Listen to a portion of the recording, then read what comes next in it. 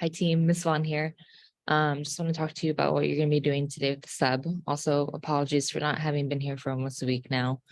You guys are going to be reading chapters 8 through 11 this week of Beloved. You have a handout for questions, for comprehension questions for you to read along the way. Just as like an overview. Okay, so if we back it up for what we know about what's happening in Beloved, Paul D is really skeptical of Beloved. Denver's starting to become really skeptical of Beloved. And then Beloved is going to do some like really weird stuff in chapter 8. And remember that she wants to make Setha like revisit / process all of her really hard feelings about being enslaved.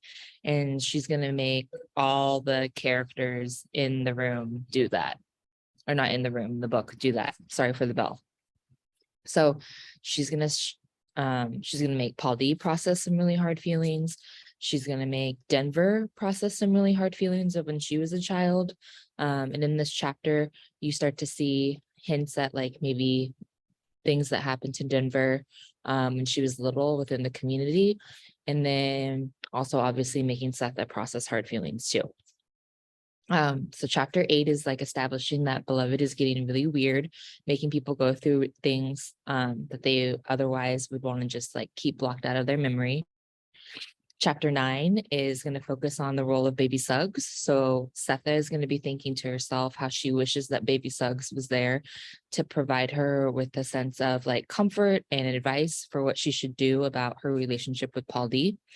They're going to go out into this place in the forest called the Clearing, and that's where Baby Suggs used to do her preaching. And she's going to go there and she's just going to kind of like pray or like talk to Baby Suggs while she's there.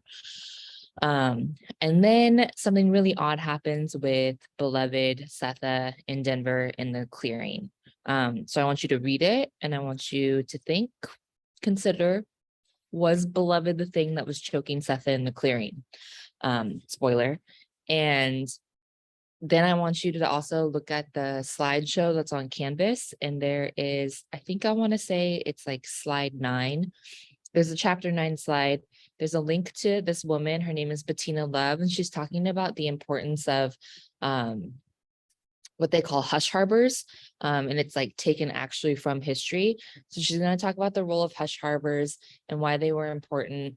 And then she's going to go on and talk about like what they did there. So it'll give you an explanation for like why Sixo did what he did, dancing out in the forest in the middle of the night. And it's also going to give historical background to what Baby Suggs would do for the community in the Clearing as well.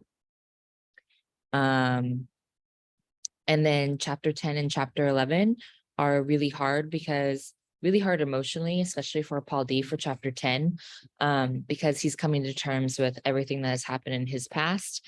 And we're going to see his memories of what happened to him in Alfred, Georgia. Trust, remember, let's go back to the very beginning of the book where Toni Morrison talked about how there's holes and spaces that exist within the book for you to like question or navigate or feel or wonder about.